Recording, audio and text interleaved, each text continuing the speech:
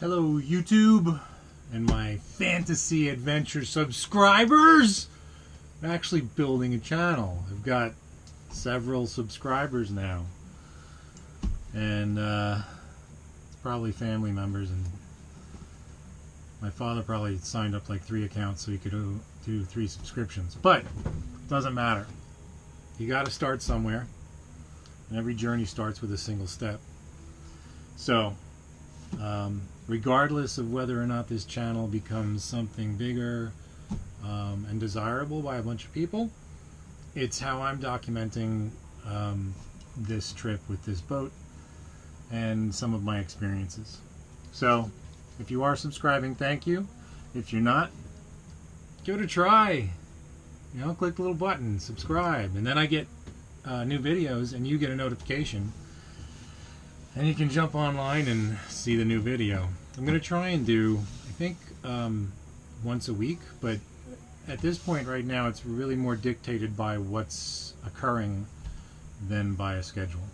So, I am now in, keep forgetting the name of this place, but it's someplace in Virginia, not far south of the border of Maryland and Virginia. Yesterday I pulled in here just before sunset, frozen to the bone because it was literally like 15 degrees out on the water, and I don't know what the wind chill factor was, but I didn't have a warm cell in my body, and I could not wait to turn the heat on and just get warm again. This trip really was intended to start several weeks ago, but things that are a priority needed to be done in life, and so that's why I had to delay. I didn't plan on starting this trip in December from northern Chesapeake, but it worked out that way. And either way, it's a good experience because it just reinforces how much I don't like the cold and how much I'm going to enjoy the warm weather sailing even more. So I wanted to touch on a couple of points in this video. Obviously, so far I haven't done any real sailing footage. I have to figure out how to set the camera up on deck. Using the remote with my gloves on is really difficult, if not impossible. I usually can't press the button. And I'm not taking my gloves off when it's 15 degrees out and I'm in the middle of the bay and it's blowing and I'm freezing. So I'll try to figure out either a different way to do that, or you're just going to have to wait until maybe next week for some sailing footage. And who wants to see footage of me bundled up, freezing cold, hand steering for 10 hours anyway? I don't think that would be any fun. And some of you might be saying, well, why would you put 10 hours? Well, because I don't know how to edit. But I'm going to learn that too. As a matter of fact, I'm in the process of downloading a video editing app to my laptop so that I can do better videos and also figure out formats, because I've been having problems with taking the card out of the GoPro, putting it in my phone, and there's several different formats saved. I just don't know what I'm doing in regard to that yet, but I'll learn it and things will improve. So 2 full days of sailing, really mostly motoring because it was light winds. The predicted winds didn't come up nearly as high as they were supposed to, which would have been fantastic, and I had a couple of hours that were really just beautiful sails, very gentle, but you know, it's nice to get 8 or 9 knots out of a little bit of wind. Tomorrow morning I'll be leaving and heading towards Norfolk. If the wind that is predicted actually arrives tomorrow and is sustained throughout the day, I will make Norfolk with no problems before sunset. And I would like to do that because it's a few degrees warmer there. There's a marina there that I'm anxious to get to. I'm going to spend a few days there. It has great facilities, and I'm looking forward to being just a little bit warmer. On the sail here yesterday, I have what's called a Dodger. And here would be a good time to edit so that I could put a picture of a Dodger in so you could see what a Dodger is, because some of you don't know what a Dodger is. Anyway, it's a like a half shelter over the cockpit that blocks a little bit of wind from coming over the deck against me, and also deck wash, waves, and things like that. Well, the Dodger has what's called isinglass, or like flexible plastic, almost like this chart cover, but it's pretty thick. So yesterday, it wasn't windy. The wind died off. The waves kind of settled, and the bay got very calm. I was just motoring. I had time to make a nice hot cup of ramen noodle, which is a sailor's best friend, because all you need to do is make some hot water, stick it in a cup. But that was a treat to have a nice warm lunch yesterday, especially considering how cold it was. But the plexiglass or isinglass, it's not plexiglass, it's flexible. It's the isinglass that I have in my Dodger. It's old and it's not really clear. I tried to polish it and clean it, but it didn't do such a great job. So there's still a little bit of haze on it.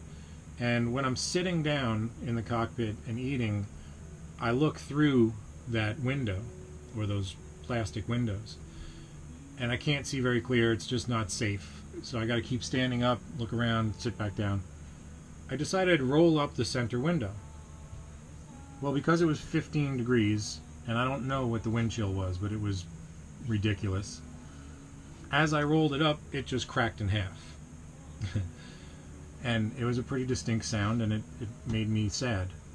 So even though I was going to replace all of that when I got down south in a warmer area, well, now it's a certainty I have to replace it.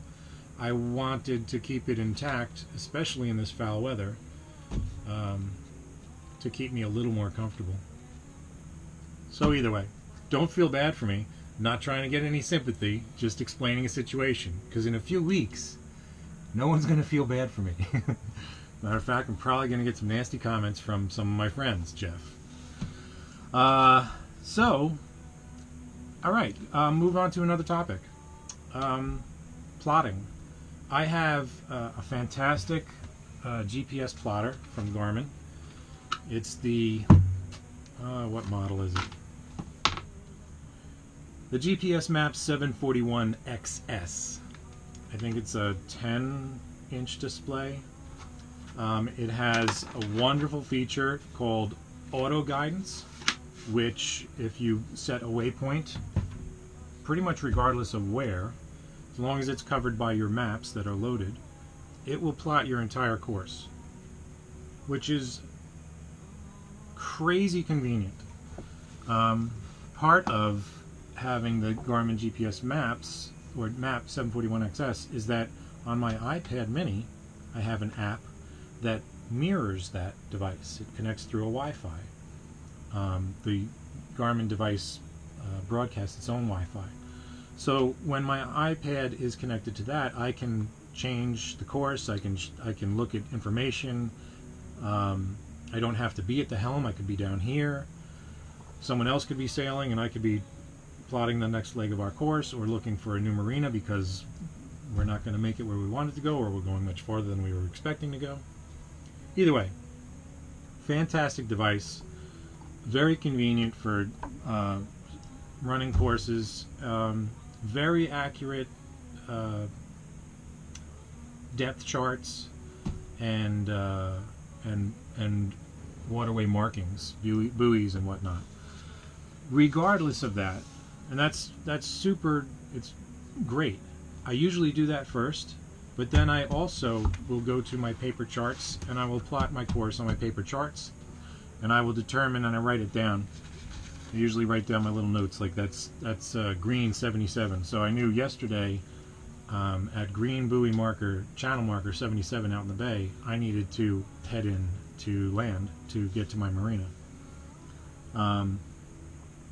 As of 2016, the United States Coast Guard does not require paper charts on any vessel 26 foot or larger. They used to require current paper charts for the waters that you were sailing in. I think that's a horrible mistake, because it is so easy to lose your GPS. Anything can go wrong. someone could trip on the cord and boom, it's gone, or grab the handle that it's connected to and rip it right off the mount.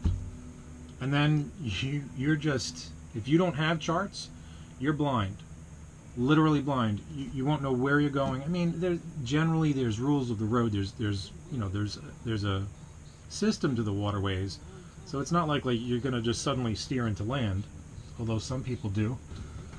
I just think it's a bad idea that they did that. It's done, and we all have our own choices to make, and I choose to have the redundancy, which is kind of silly, but the redundancy of paper charts.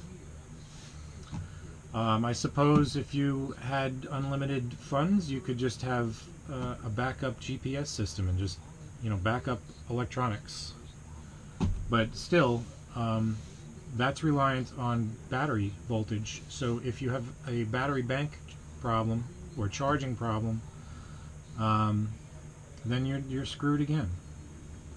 So I'm not gonna harp on that too much. I just think it would have been better if they continued to require paper charts. Ultimately, it's every captain's decision what he has on his vessel, but that's I just think it's a bad idea. So there's that. Yeah, broken. I put some notes down so that I'd kind of try and stay on a topic, but either way, I'll figure this out. Stick with me. It's just going to get better. The scenery will get better. The videos will get better. I'll start using my drone. I have a fantastic drone that's going to take insane pictures. And I'm also going to learn how to edit.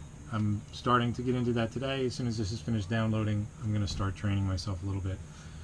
I have a couple hours before dinner. I'm going to jump on my bike and ride into town, which is it's not town. Ride to the restaurant that's outside of town. It's about a mile and a half away.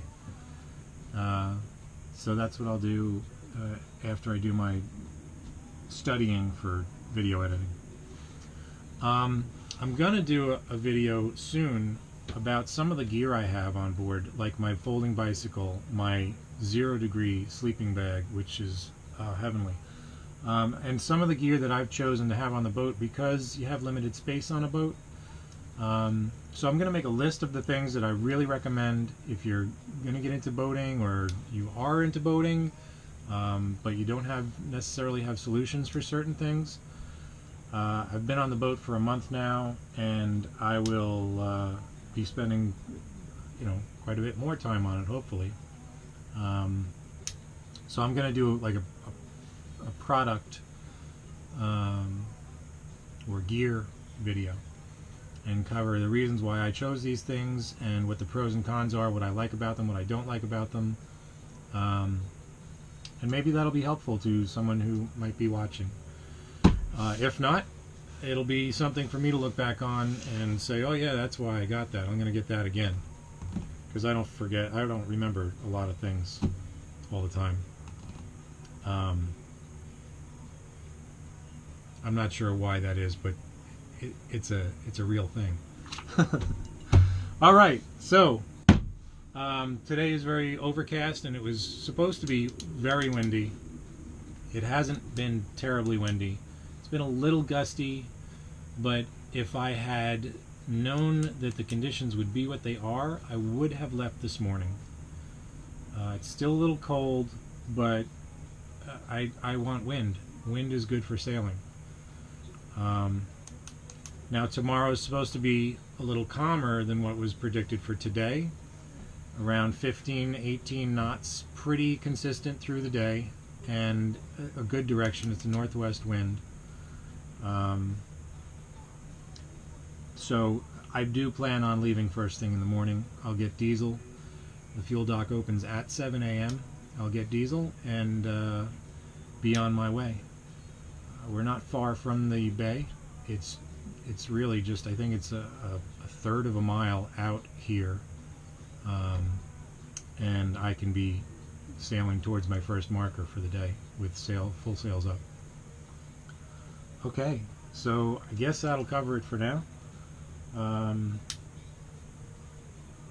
Yeah, so I'll get better at this. I promise. I'm going to take more notes. I'm going to have a script, and I'm going to learn how to edit, because no one wants to sit and watch me go